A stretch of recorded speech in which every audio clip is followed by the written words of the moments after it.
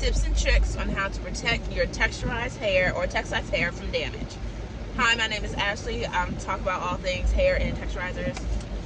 Follow me, subscribe, let's get to it, let's go.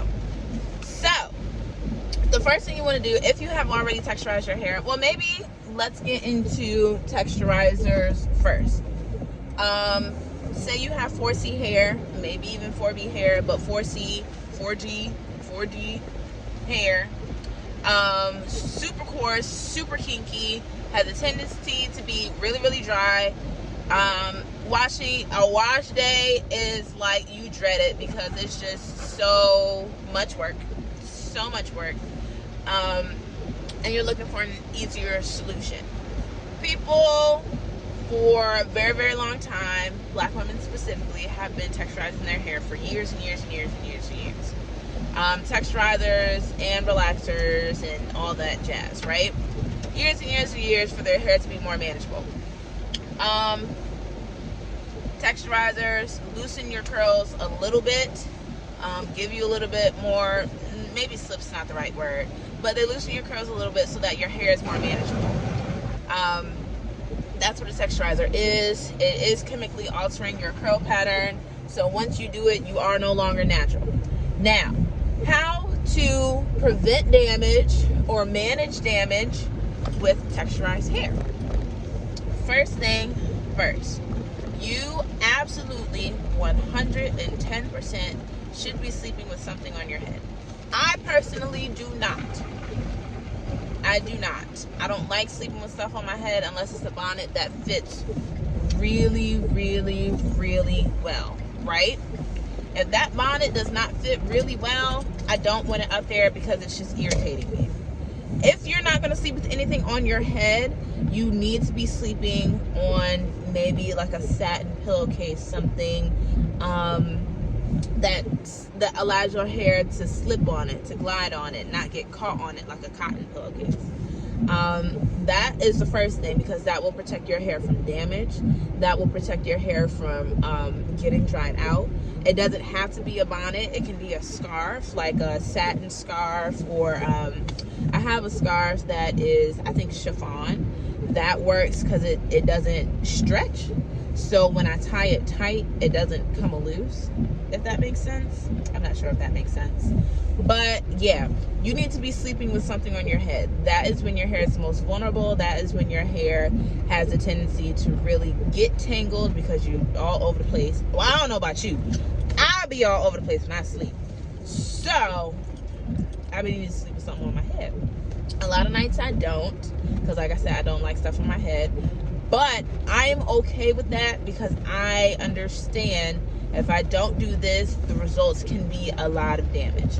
Thankfully, the type of pillowcases that I have, I think they're like a softer type of microfiber or something like that, so my hair doesn't actually get caught and tangled on it as much. But I would not recommend that. I just know how to deal with my hair, and if for whatever reason my hair does start to break off or get damaged, truthfully, I'm okay with the outcome. So it's not a big what is it, opportunity cost? Is that the word? It's not a big deal breaker for me. So that's the first thing. The second thing is you have to keep your hair moisturized. Excuse me. I know a lot of the times people get texturizers because they don't want as much shrinkage as they have when their hair is natural.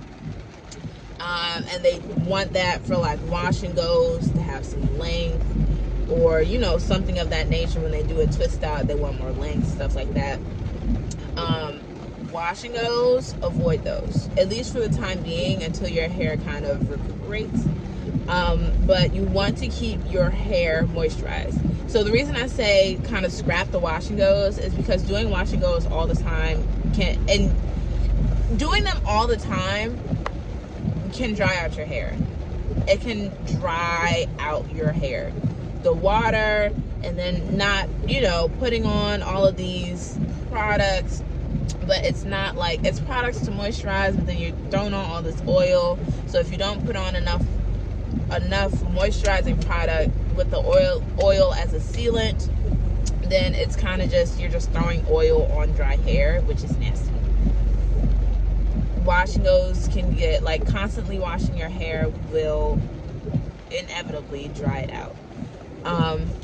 Also with that, like, when you're doing a wash and go, it's because you want to wear your hair curly in its almost natural state, or its most natural state if you don't have a texturizer. If you're thinking about getting a texturizer, that's why you're watching this video.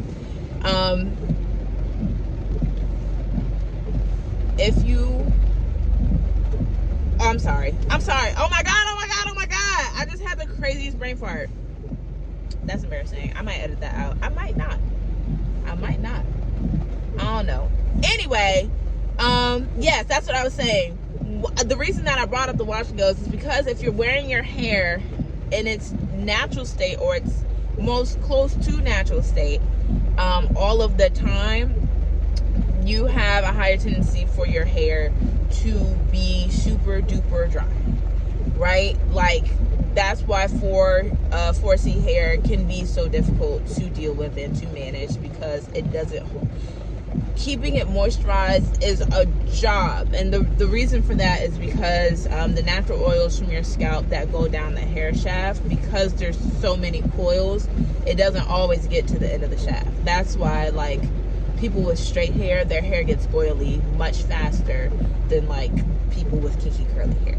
That's the reason for it. It's because of the curls. So if you're wearing your hair curly all the time, you need to switch it up. I'm not going to say you need to straighten it.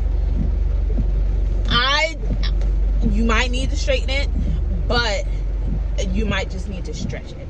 You know what I mean? Like, you might need to stretch it when you dry it, put it in braids, excuse me, moisturize it that way. Like, you're going to have to switch up your hair. You cannot only wear it curly. After getting a texturizer, you can damage your hair that way as well. And that is a common misconception.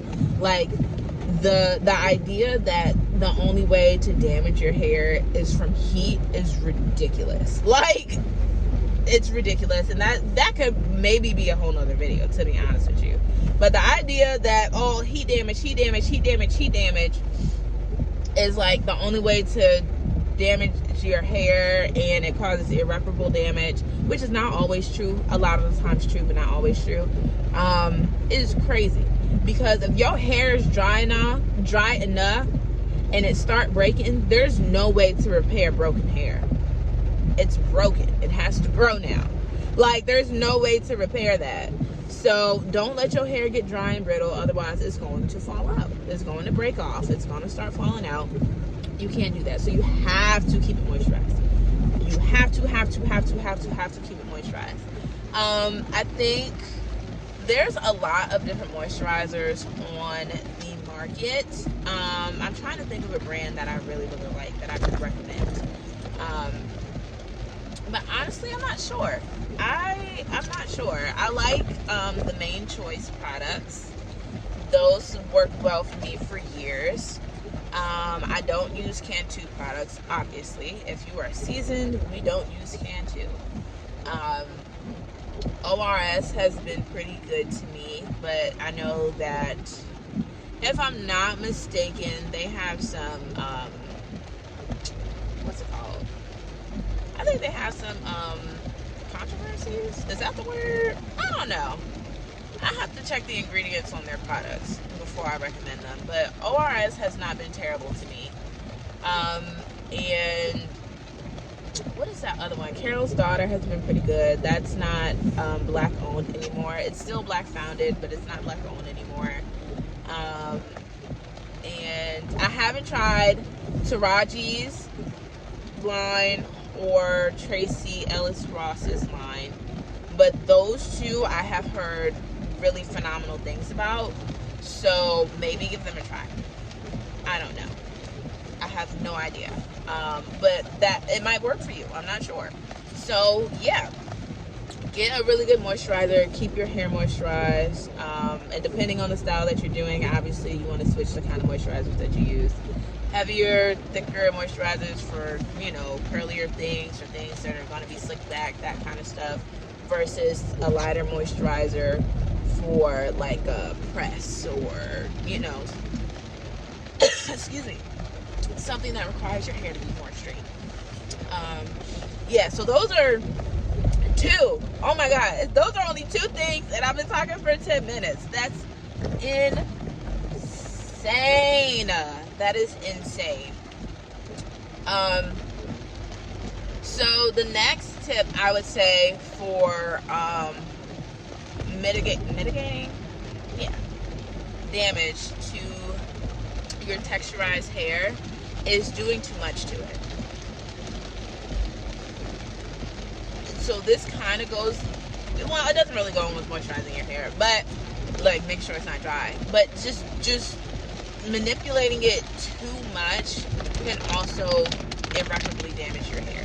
So like constantly braiding it, constantly straightening it, constantly doing some funky little style to it, just always having your hands in your hair, that can break off your hair because of the tension that you're putting on your hair after putting it through a chemical treatment. Your hair is vulnerable. It needs time to strengthen, just depending on whatever the situation was. It needs time to get back to its strongest point because you just stripped it a little bit in order to loosen your curl. So like you can't be all up in it all the time. Sewing putting your hair in a braided foundation and then sticking a needle through it all the time, probably not the greatest idea. Wigs can be good, but doing a wig cap off and on, that will break off your edges. I know that because that has happened to me. That happens to me when I wear wigs for a long period of time. My edges will start to break off, and it looks crazy. You know what I'm saying? So my edges actually literally are growing back now because it's February, and all November I wore a wig. All of November I wore a wig, and in December I was also wearing a wig, but I was wearing a headband on it, so I wasn't like gluing it or gelling it down or whatever. But in November, that joker was glued, gelled down every single day. My edges broke. You can't do stuff like that to your hair all the time and think that it's just going to be good. Like when I say you can't, you remember when you used to get in trouble for playing in your hair all the time when you was a kid, or letting other people play in your hair when you was a kid? Like, as black women, we know that experience. We used to get in trouble by our mamas and our aunties and stuff. You can't let people play in your hair, but you also cannot have your hands in your hair all the time. It's going to break it off. And a lot of that is it's mostly because of the tension that you put on your hair shafts, moving it and manipulating it into all of these different styles. But it could also be because of it can dry out your hair depending on what styles you're doing, and whether or not, like I said earlier, if you're moisturizing correctly, if you're washing it correctly. But yeah, it's like you can't be all up in your hair all the time. You can't, pick a style, keep the style for a little bit, and switch the styles every couple of weeks. That's it. That's really your option, at least till your hair is strong enough to really start doing stuff again like normal. You really, really, really, you can't do it. You can't do it. You cannot do it. The likelihood of you breaking your hair off is just really large. You have a very, very, very large likelihood of breaking your hair off if you're playing in it all the time. So I would suggest you don't do that. But yeah, so that's all I have for you guys today. Let me know your thoughts. Let me know if there are other tips and tricks to managing damage with texturized hair, ways that you can avoid it, ways that you can protect your hair and stuff like that. Let me know in the comments. Let's chat. Let's get going. And I will talk to you all in the next video. Bye!